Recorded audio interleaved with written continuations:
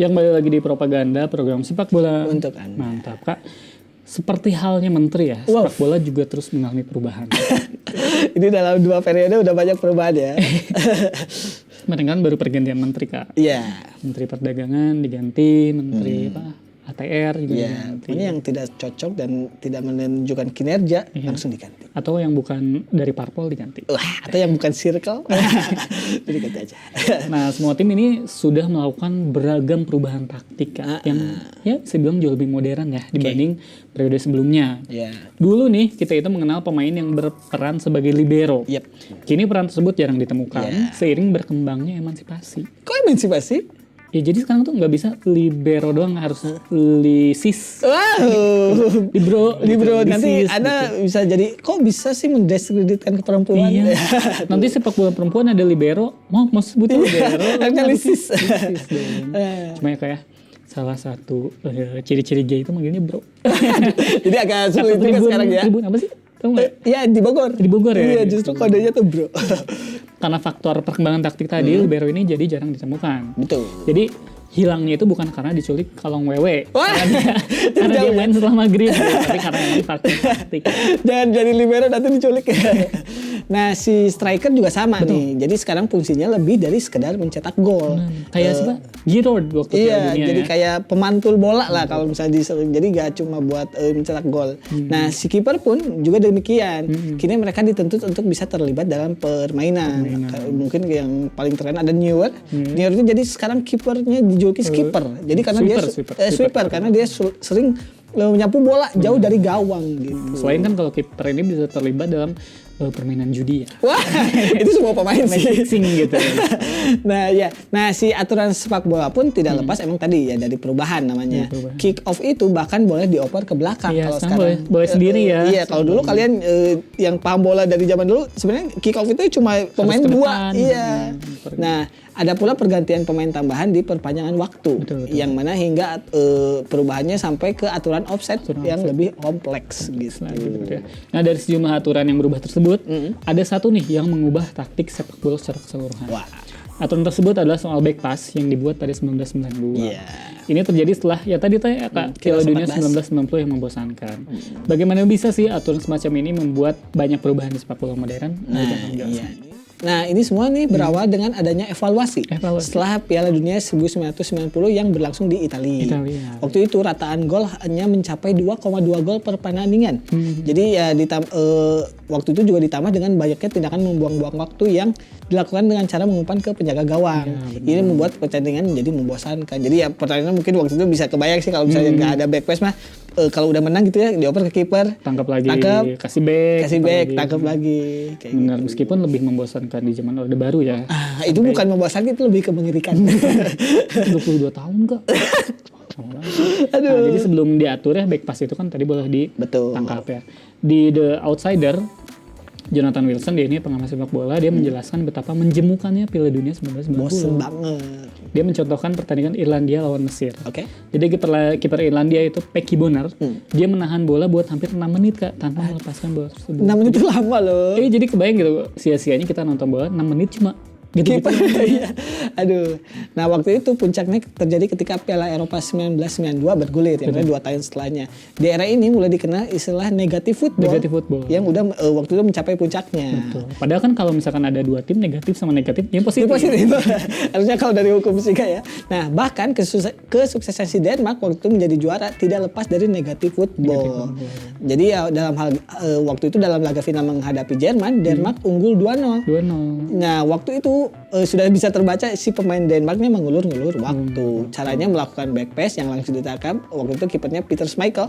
Dan hal itu berlangsung secara berulang-ulang. Jadi ketika ngulur 2 gol ya udah buang-buang waktu aja. Benar. Mungkin kayak strategi bukan kandang burung sih kalau yang Tsubasa gitu. Iya, kalau Tsubasa itu lebih ke taktik ya. Dia kan jadi, possession dan kalo mana lawan masih ada effort buat ngejar bola dan itu juga harus ada latihannya. Kalau ini mah beneran buang-buang waktu aja udah. Terus kalau misalkan musuhnya dia ngepres, kipernya mungkin bisa serangan balik ya. Betul. Jadi, bener. Nah, FIFA ini akhirnya tidak tinggal diam. Wow. Karena dia kantornya di Swiss, bukan di diam ya. Aduh. Tinggalnya tidak di diam. Iya, aduh. Nah, pada 1992 FIFA ini membuat aturan baru. dalam Law 12 Fouls and Misconduct. Oke. Dalam aturan tersebut, penjaga gawang ini dilarang menangkap bola yang merupakan umpan menggunakan kaki dari rekan satu tim. Jadi operan pakai kaki itu nggak boleh. Penjaga gawang pun dilarang memegang bola dengan tangan lebih dari 6 detik. Aturan ini berkembang setelahnya dengan penambahan kiper juga nggak boleh nangkap bola throw in dari temannya sendiri. Betul. Nah, kalau dilanggar si tim lawan ini akan diberi tendangan bebas secara langsung gitu. Betul. Karena artinya si tendangan bebas ini dilakukan di dalam kotak penalti tadi. Nah, aturan ini sempat dianggap sebagai perubahan yang radikal sebenarnya dalam sepak bola. Iya, kan ada HTI. Bukan dong, radikal ini ya besar-besaran gitu. Nah, namun si FIFA waktu itu tidak bergeming gitu. Karena aturan ini mencegah pemain membuang-buang waktu. Jadi untuk membuat permainan juga lebih menarik lah daripada tadi negatif. Nah, aturan ini sekaligus melindungi kiper dari benturan-benturan keras dengan pemain lawan. Karena saya kebayang kalau misalnya kayak gitu ya buang-buang waktu ini lawannya pasti emosi gitu. Nah, abis aturan ini dibuat ketika permainan menjadi lebih menarik. Jadi aliran bola menjadi lebih cepat dan supporter pun menyukai perubahan aturan ini dan dampaknya kepada permainan pada akhirnya. Nah, namun itu tidak bagi para pemain. Pemain ya, benar-benar. Contohnya ini ada Andy Dibble.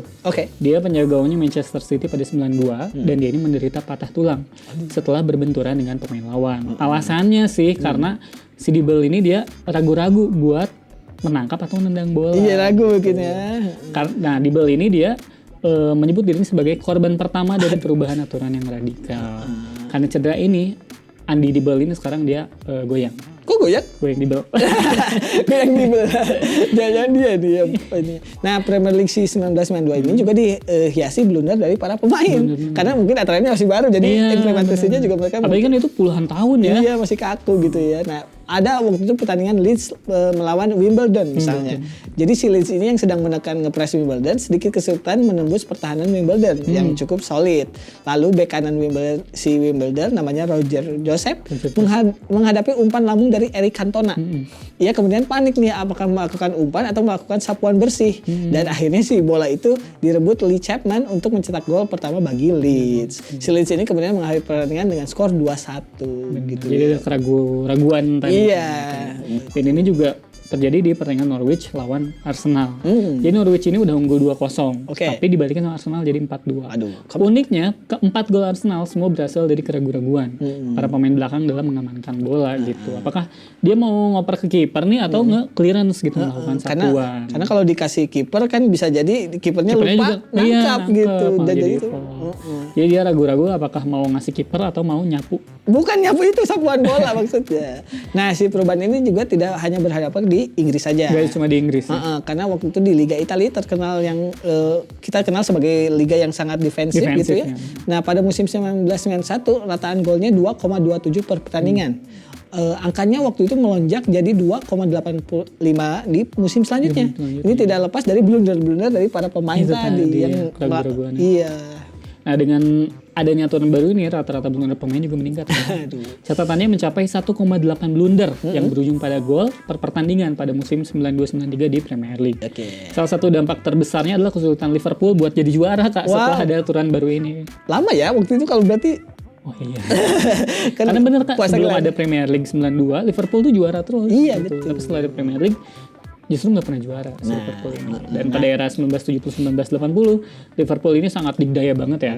Tapi setelah ada aturan back pass, Liverpool ini jadi kesulitan. Ini waktu itu diakui oleh Nick Tanner, defender Liverpool pada musim 1992-93. Ia mengakui sulit mengubah mindset kalau timnya tidak boleh lagi mengumpan kepada kiper. Dan ini juga yang membuat kita ini tidak kaya-kaya. Harusnya mindset kita ini adalah uang yang bekerja untuk kita. Kenapa jadi ke MLM ya?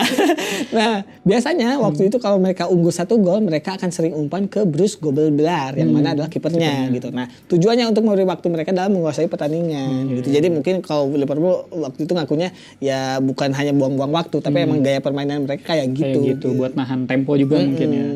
Nah, padahal yang lebih menguntungkan itu bukan menguasai pertandingan. Apa tuh? Tapi menguasai sumber daya alam. Wah, kenapa jadi kesana ya? Nah, terus Michael Cox dalam bukunya The Mixer, dia menjelaskan secara rinci bagaimana caranya membuat kue. Bukan The Mixer, alat dong. Lagian kok bikin kue ya? Harusnya dia badminton. Kok ya? Nah, jadi kalau kata Michael Cox di The Mixer ini, Dia menjelaskan secara rinci bagaimana aturan back pass itu mengubah keseluruhan taktik sepak bola. Radikal. Betul. Dan munculnya cara baru untuk mengulur waktu tuh akhirnya bermunculan. Iya. Cara yang lainnya ya. Dan penguasaan bola juga jadi kewajiban bagi tim yang sekarang sedang unggul. Dan menurut Koch sendiri, fase ini di mana fase transisi ini jadi kunci sekarang untuk sepak bola modern. Gitu. Iya, cikal bakal ya. Betul. Nah, dengan sepak bola yang semakin berkembang, sebenarnya bukan tidak mungkin akan ada aturan baru lagi. Betul. Untuk membuat sepak bola semakin menghibur. Namun kalau saya rasa sih tidak akan ada aturan baru yang bisa membuat sepak bola berubah secara signifikan lagi gitu, selain aturan larangan back pass ini gitu. Kan nggak mungkin tiba-tiba pemain boleh nekel pemain lawan secara keras gitu. Iya, tidak mungkin kan. Jadi ya emang kayaknya udah mentok di sini aja gitu. Karena ini udah mulai penonton gitu. Udah jadi hiburan juga gitu dengan adanya aturan sekarang gitu.